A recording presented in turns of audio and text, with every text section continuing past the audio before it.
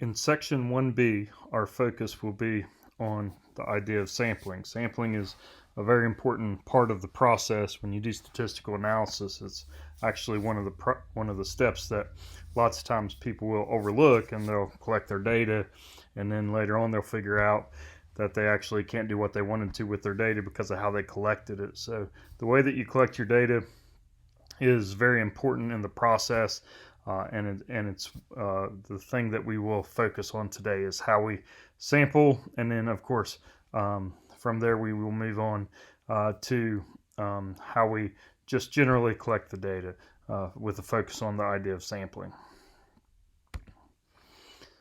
Just suppose that we are interested in taking a sample from the student body at the University of Kentucky. And let's start with this scenario where we collect data from all students who are in attendance at UK's first home basketball game. So of course this is not the best way to collect data. There's a huge issue with this, and hopefully you've read through the notes and you understand that this is an issue of bias. The thing that you don't want to do, what bias is the idea that you favor the selection of individuals with certain characteristics. And mathematically, that becomes an issue when you go to estimate the population based on a parameter, because what you know is if you favor individuals with certain characteristics, it's very likely that those individuals with that characteristic that you favor also are different on the variable you're interested in. So this is the idea of bias. What you would want to do, of course, is not favor the selection of any individual. So in this case, this would be biased towards, you might say, towards people who like basketball or people who like to just attend the games in general. So the way that we should sample from the population is, of course, we should sample randomly. And a random sample is basically a sample that is determined by chance. So let's talk a little bit about why a random sample is representative of the population. And that is the terminology that we use. And in order to say we have a good sample, we say we have a representative sample. We use that term representative to basically say that our sample is a good sample. So I'm going to look at a specific example in order to illustrate this idea. Let's look at this scenario. It's an easy one to talk about. So it's a good one to talk about where bias is, and then to also talk about how we get rid of that bias through this idea of a random sample. So let's suppose that we want to estimate the average income in the state of Kentucky, and we take a sample of 1,000 people in order to estimate this value. So let's just start with some terminology. Our population in this case would be the residents in the state of Kentucky. That is the group of interest. So we're not going to collect data from the whole population. Instead, we're going to take a sample. And our sample, of course, would be those 1,000 people that we actually collect data from. Our variable in this case would be the income. The income is going to vary from individual to individual across the state. Our parameter, the parameter, remember, is the numerical characteristic of the population. It's the value we're trying to estimate. So the average income for the state, that would be the parameter. We're going to estimate that parameter with a statistic. A statistic is the corresponding value from the sample, the value that corresponds to the parameter. We use statistics to estimate parameters.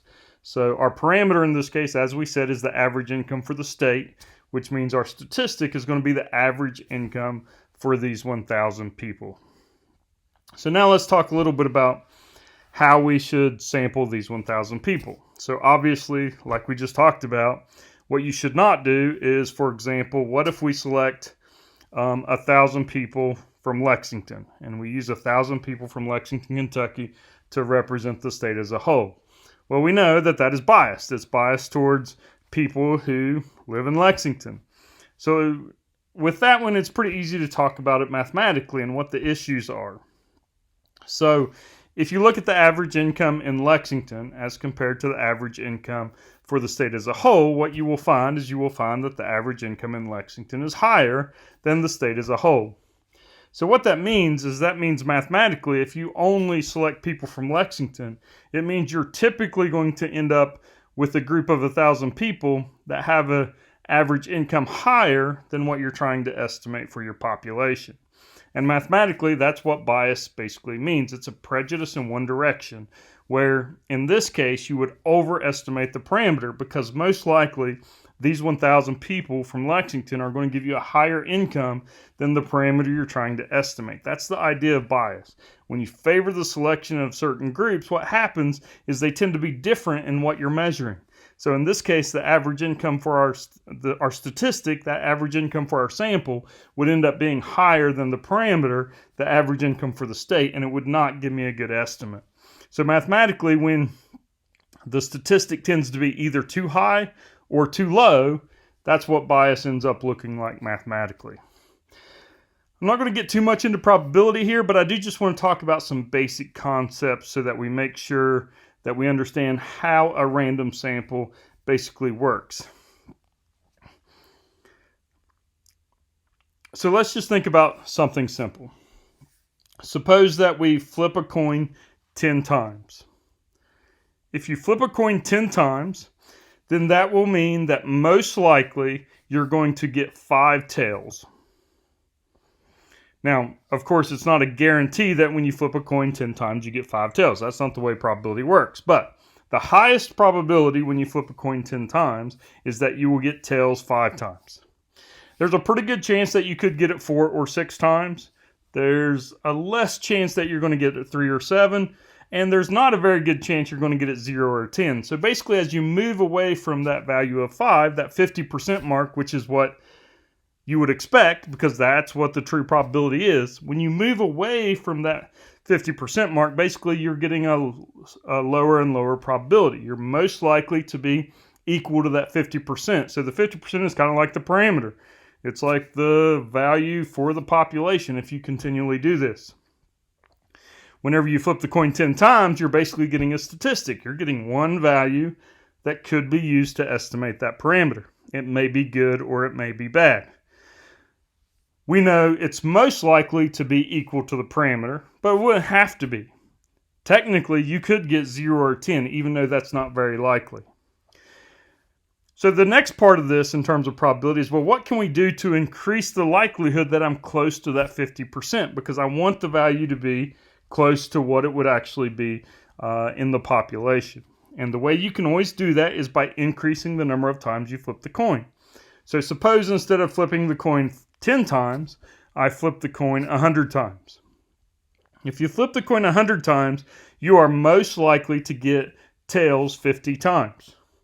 Now, of course, it's not unlikely to get 49 or 51, but it becomes very unlikely, even more unlikely, to get 0 or 100.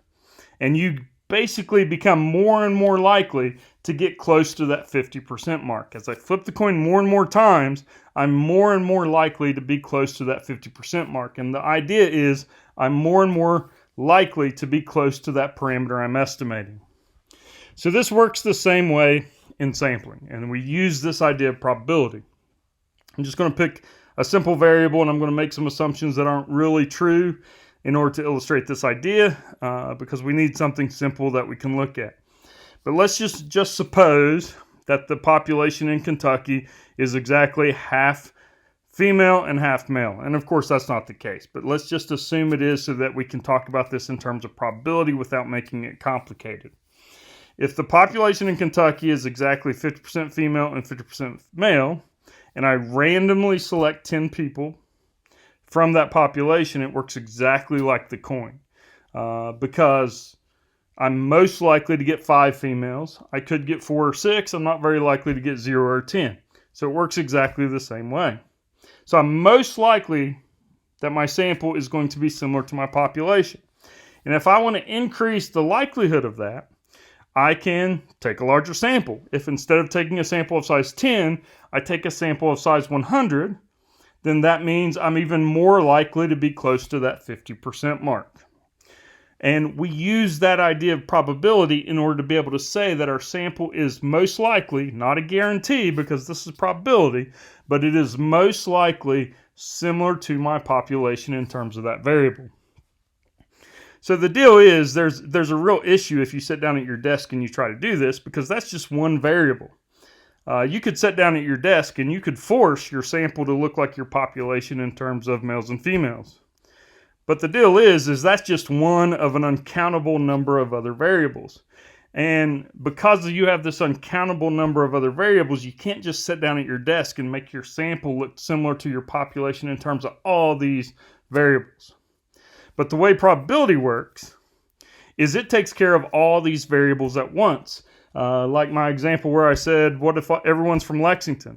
Well, if 10% of my population is from Lexington and I take a random sample, that means most likely 10% of my sample will be from Lexington. So it works for males and females, it works for people from Lexington, and it's going to work for every other one of these uncountable number of other variables out there. That the probability is going to be highest that the sample is similar to the population. The other thing, well, there's two big things that you get from this. First, whenever you take a random sample, we have an unbiased sample, because notice you're not favoring the selection of individuals with certain characteristics. So like, could I get more females than in the population or less females? Of course I could. But you're not selecting the sample in such a way that you're typically going to get more females or you're typically going to get less females. You're selecting the sample in such a way that you're most likely to get what you want. And if you're off a little bit, you're equally likely to be off in each direction. So this is what we call unbiased in statistics. It's where we're not favoring the selection, or we're not selecting the sample in such a way where we're going to typically overestimate or underestimate the parameter. Now, we don't expect it to be exactly right, but we don't want to select the sample in such a way where we know it's always too high or always too low. We want it to we know it's going to have some error because we're losing information. But the thing we don't want is we don't want to always overestimate or underestimate the parameter. So that's the idea of an unbiased sample. So the first thing that taking a random sample does is it does mean that our sample is unbiased. The second thing that a random sample does for us is a random sample allows us to calculate probability. When you do something randomly, you can calculate probability. When we flip a coin, we can calculate the probability that I get exactly 5 tails when I flip the coin 10 times. The nice thing about doing things by chance is we can calculate probability. Beyond that, beyond just calculating it, we also have talked about we can actually control the probability of making a mistake. Because if we take larger samples, we know that we're more likely to get a sample that is consistent with our population. So if we take larger samples, that means we have less error. And that only makes sense if you think about it. Larger samples means you're getting more information from your population. You're getting more information. You're taking larger samples. You're getting more data. If you get more data, it only makes sense that you would have less error. And that is exactly how it works mathematically. It's like most things. You can always make your inferential statistics better, but it always costs more money because you're going to have to take larger samples to get less error. That is the way it works. So the key takeaway about this discussion is I want you to understand generally that a random sample is a representative sample. It doesn't mean that it's ever a bad sample. You can get a bad sample, but if we take a large enough sample, we can force the probability of getting a bad sample to be really, really small. So I want you to understand that this is representative, but the two big takeaways is when you take a random sample, your statistic is unbiased. You took your sample in such a way that your statistic is unbiased. And the second thing is that when you take a random sample, you can calculate and control the probability of error.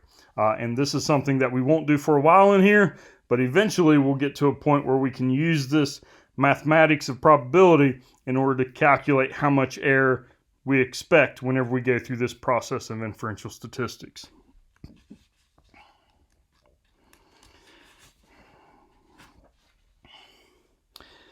So random samples come in many forms, and I want you to have some understanding of this.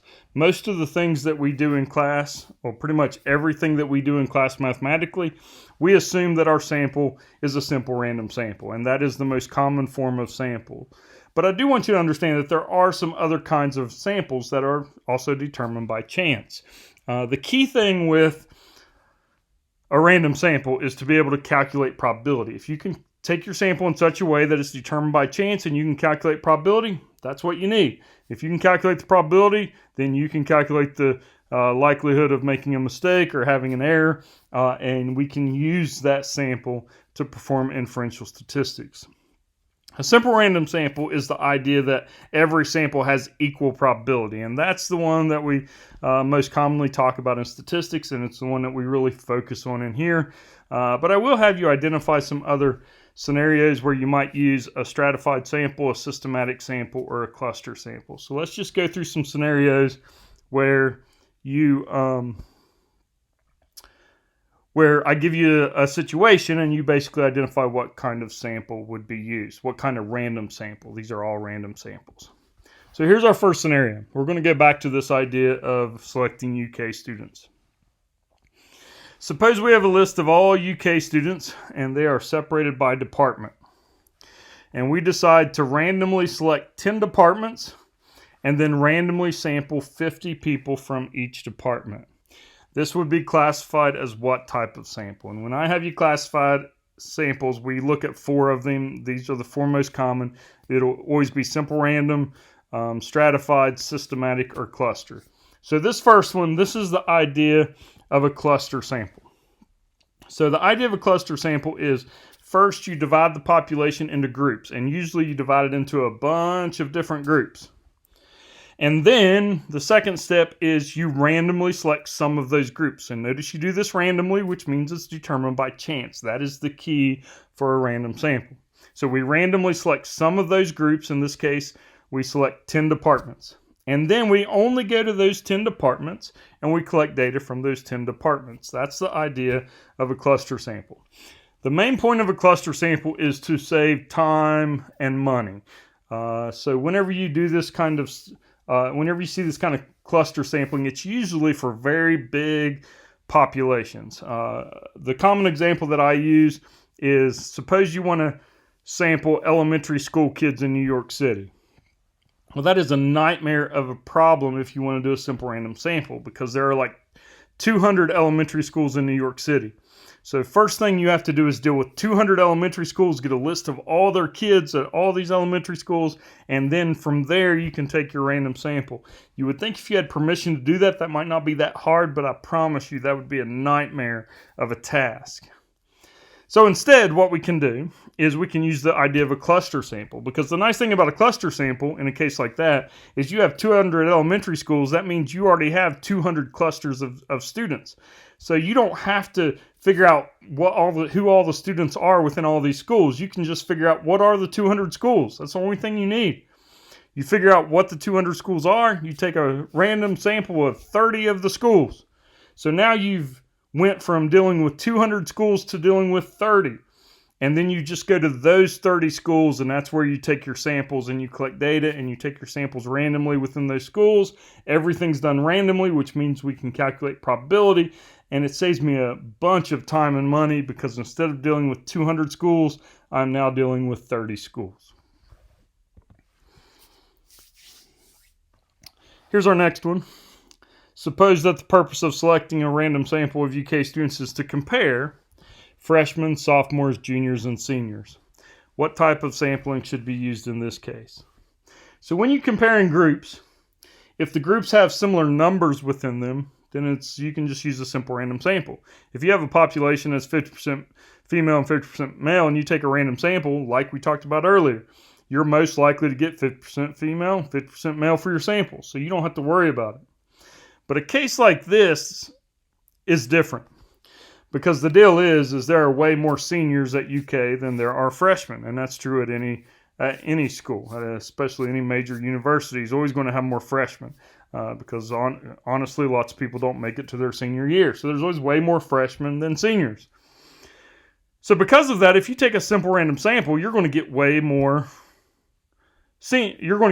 freshmen than you are seniors, and that's not what you want. If the goal of the study is to compare groups. Now, if the goal of the study is to make broad statements about the university, then it's fine because you want the sample to be similar to the population. But if the goal is to compare the groups, then you do not want 20 seniors and 80 freshmen. That's not what you want. If you're going to compare those groups, you would rather have similar numbers so you get stable estimates in both groups. So this is where the idea of a stratified sample comes into play. A stratified sample is where you kind of start like a cluster sample, and these are the two that people get confused, so don't get this confused with cluster sample. So the first thing you do in a stratified sample is also divide it into groups. But with a cluster sample, it's different. With the cluster sample, you have a bunch of different groups, and you only randomly select some of those groups.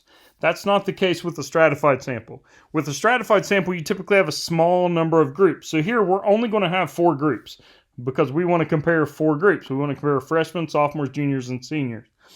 So I divided up into those 4 groups. We're going to collect data from all 4 groups. That's very different than a cluster sample. In a cluster sample, you only take some of the groups.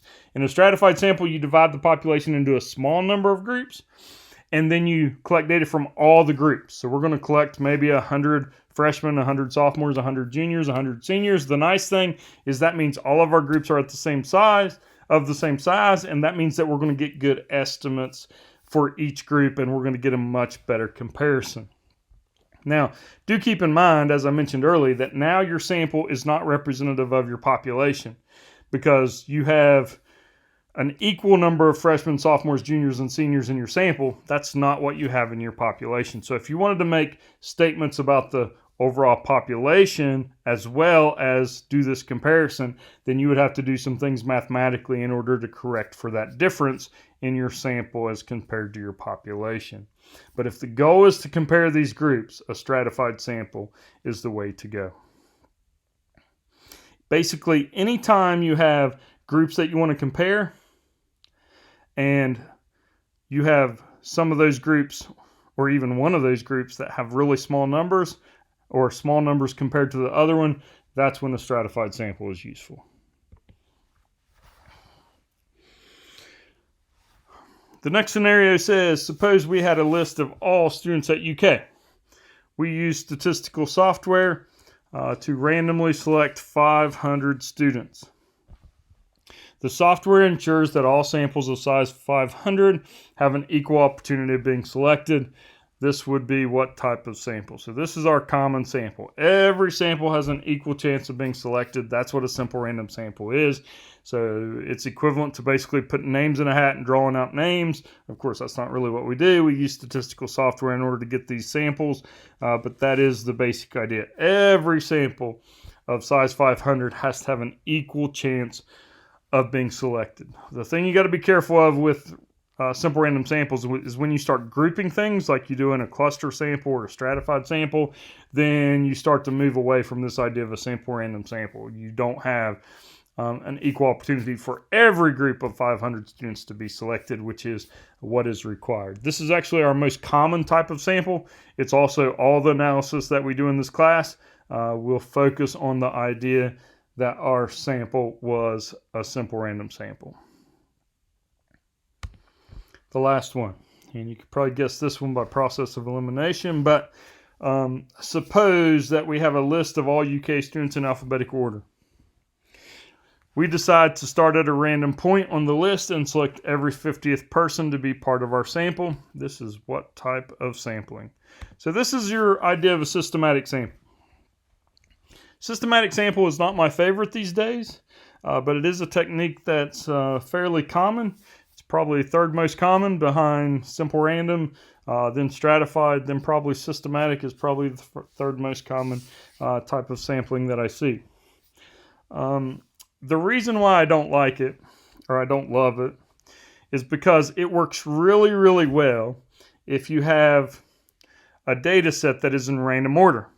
If your data is in random order and you have this list in random order and you get it and you take every 50th name, then you're good. It's a random sample. You're good.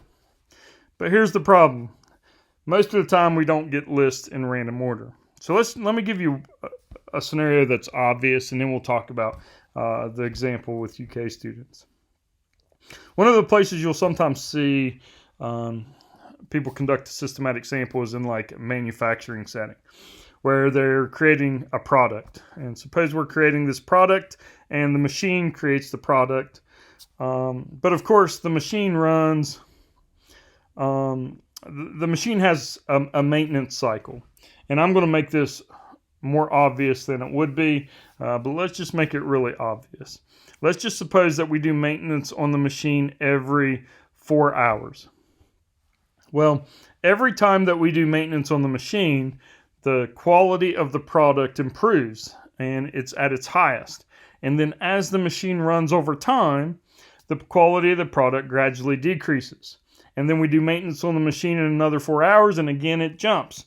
And then over time it decreases. So we have this pattern to how these products are coming out of this machine. If we do a systematic sample, and like I said, I'm just going to make it obvious. Suppose that we just take a product off the line every 4 hours. Right after we do the maintenance, we take a product off the line. Well, obviously that's not representative of the products, because we're taking a product off the line after I do the maintenance every time, which means I'm only getting the highest level products. And if I do it every 4 hours, then no matter what, you're going to be at the same point in this pattern whenever you go to collect your data. Even if I take a product off the line every 23 minutes, there's still going to be some pattern, because there's an overall pattern to the way the products are coming off this line. So a systematic sample in that case is not really a random sample. And that's what you really have to be careful of with a systematic sample. A systematic sample is a random sample, but only if your observations that you're selecting from are in random order. Let's deal with the UK scenario. So for the most part, you could argue that alphabetical order is not much of an order, and that is true. There is not much of an order to alphabetical order. But you can actually argue that certain ethnic groups tend to have last names that start with certain letters. So maybe there is some pattern to alphabetical order if you start to make that argument. And in my opinion, all you do whenever you do a systematic sample and you have any kind of ordering at all is you set yourself up to those kinds of arguments where people can say maybe it's not random because you did a systematic sample and the list of your outcomes were not in random order. So with software today, used to be a systematic sample was much more useful when we didn't have such powerful technology. But these days it's not difficult if you have a list of outcomes to do a simple random sample. So I think a systematic sample is something that should only be done when absolutely necessary and you know your list is in random order, some sort of random order, and there's no pattern to it. So with a systematic sample, it is still quite common, so I like to talk about it. It's not my favorite because of that issue of when we get lists electronically these days, they're always in some order, even if it's just alphabetical order. So it's nice to not set you up for those kinds of questions in terms of, is your sample really random? So those are the four. And this is how lots of times how I ask these kinds of questions. I just kind of give you scenarios. You should be able to identify what kind of random sample you would use in these kinds of scenarios. So I like to introduce you to the idea that there are some times where it's useful to do something besides a simple random sample. But a simple random sample is by far most common, and it's what we will focus on throughout the semester. But there are some times something else is better. The last thing that we need to talk about in this section is we're going to start talking about this idea of error. So we know, and we've talked about error conceptually already, that whenever we take a sample and we estimate a population, that there's error, right? Because we know we're not getting all the information from the population, and through that estimation process, we know there's error. So how do we measure this error? Well, ultimately, we calculate this error, and it comes from a bunch of calculations that work through the idea of probability. But for right now, we're going to estimate how much error I would expect in a statistic. It's called the margin of error. We also in statistics call it the error tolerance. So you'll hear me say both things.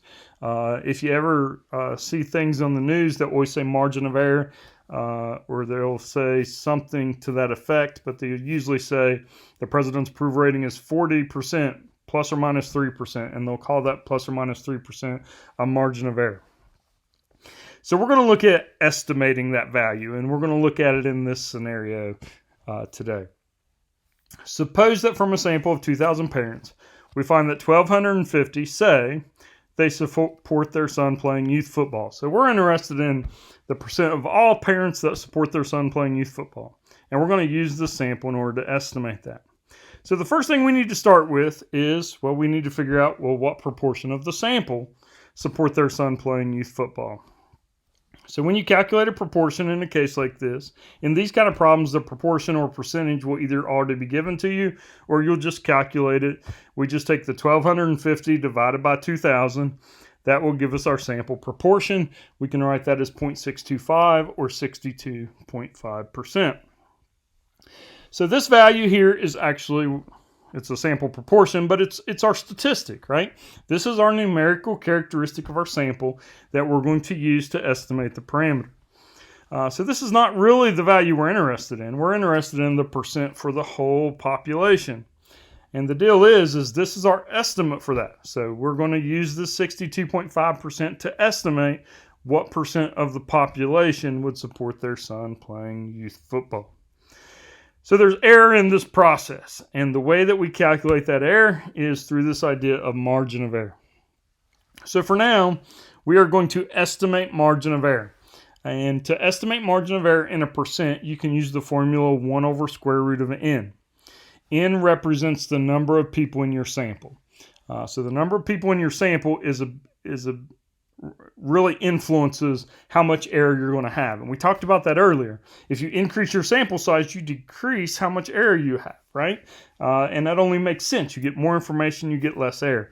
So probably the biggest predictor of how much error you're going to have is sample size. So this is what we call a conservative estimate for margin of error, which by that I mean it will never be lower than what it should, but it'll sometimes be too high. So this is a good estimate in most cases, but it will sometimes be higher than what the true margin of error will be.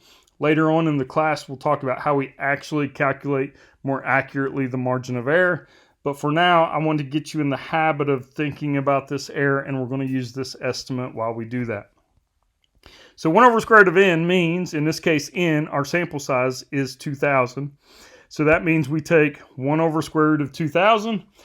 And in this case, that will give us 0.022, or written as a percent, it gives us 2.2%. So what that means is that I would expect no more than 2.2% of error in my statistic. So I would expect the parameter to be no more than 2.2% away from that 62.5% that I calculated. That's what the margin of error tells us. It tells us at most how much error you would expect in your statistic. So in this case, that is 2.2%. So from that information, we can construct a confidence interval.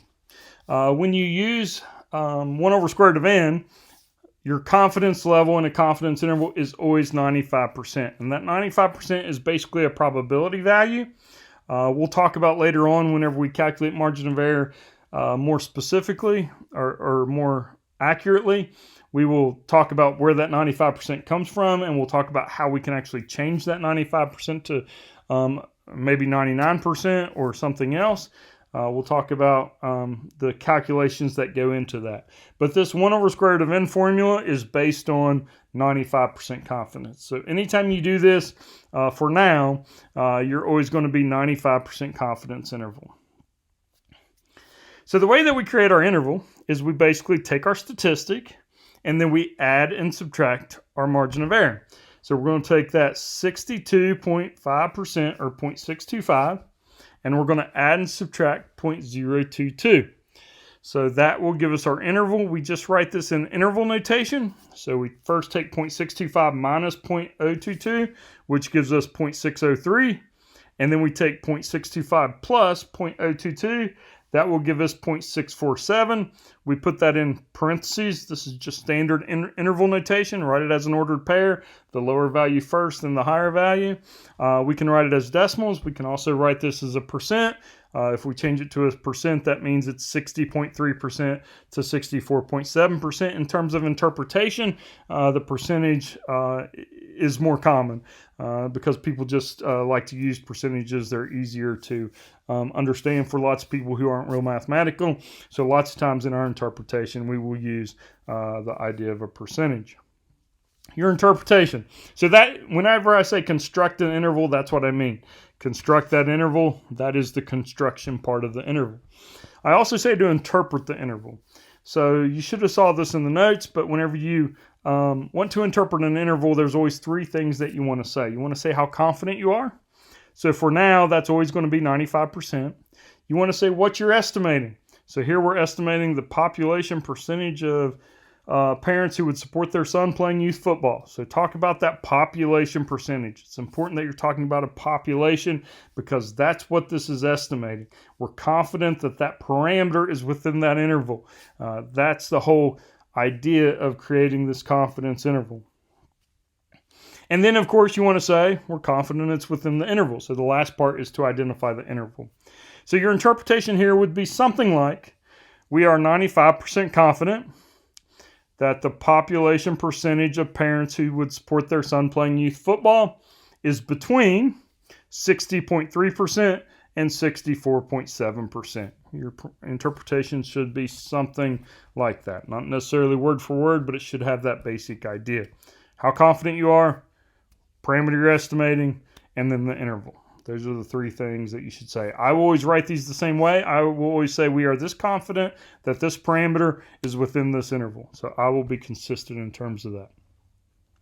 So it's important you're able to do this. There's not a lot of math in this first unit, but this is the main math in this first unit is just calculating some proportions, percentages, and then using this margin of error formula to get your error and create these intervals. I want to do one other thing with this margin of error. I want to talk about what happens to the margin of error as sample size increases. And you should already have an idea of this based on our discussion. We know that when we increase sample size, we're getting more information, which means less error, right? So we've already talked about that. But let's use this formula in order to discuss it a little further. So here's the sample sizes that I'm going to use. I just picked some just simple values, just 10, 100, 1,000, 10,000, and 100,000. And let's just go through and calculate the margin of error using this 1 over square root of n estimate. If we start with a sample size of 10, and you take 1 over square root of 10, you end up with 31.6% of error. So about 32% of error. So that's a lot of error. And no one's ever going to be happy with that much error in an estimate. If you create an interval here, just think about it. If your statistic, we'll just say 50%. If your statistic is 50% plus or minus 32%, that means your interval is 18% to 82%. That is a huge interval. That doesn't tell you much of anything. You're between 18 and 82%. That is way too much error. It's not giving you really any useful information. That's what happens when you take really small samples. Really small samples don't give you enough information.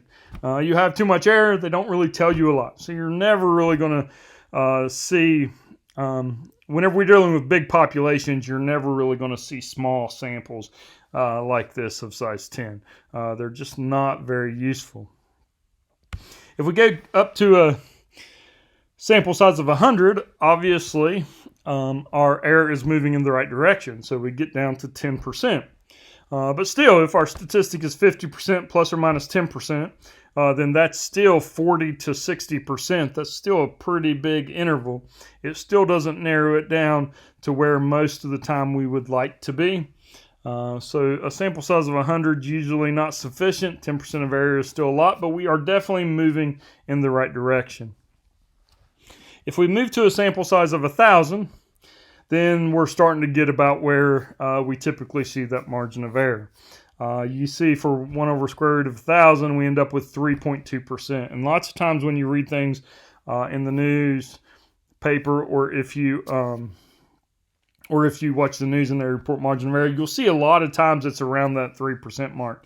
They usually take about 1,200 to 1,500 people in order to get around that 3% mark, and that's a pretty good place to be. If you have 50% plus or minus 3, that means you're between 47 and 53%. That's a reasonable interval where you're pretty, you have it narrowed down enough where you have a good idea of what that actual parameter is. So that's a pretty good place to be, around that 3% mark, and this is a common place where people will stop and be happy with their margin of error. If you move to 10,000 people, of course, you'll reduce your error. It'll get down to 1%. But you got to think, in order to move from 1,000 people to 10,000 people, that means you sampled 9,000 more people. That is a very, very expensive process to sample 10,000 people. It's way more expensive to sample 10,000 people than sample 1,000 people. So in order to move from 3% of error to 1% of error, you had to sample 9,000 more people. And that's why most people stop around that 3% mark, because it's usually just not worth the cost in order to get further down to that idea of 1%. If you're at 1%, then it's 50 plus or minus 1%, which is between 49 and 51. So of course your interval's better, but you're also spending way more money. And at some point, the cost is just simply not going to be worth that additional reduction in error. At the end of the day, that's the way statistics works, is the cost worth that additional reduction in my error? If you move to 100,000, you can get your error even smaller. You can get it down to 0.3%, but you're sampling 90,000 more people to move from 1% to 0.3%. That's almost never going to be worth it for any kind of business to reduce their margin of error from 1% to 3%, but have to sample 90,000 more people in order to do it. Of course, a sample of 100,000 would be very expensive, and it just simply wouldn't be worth it. So with businesses, you typically see they typically get samples around 1,200, 1,500, and they get around that 3% mark. That tends to be where people like to be.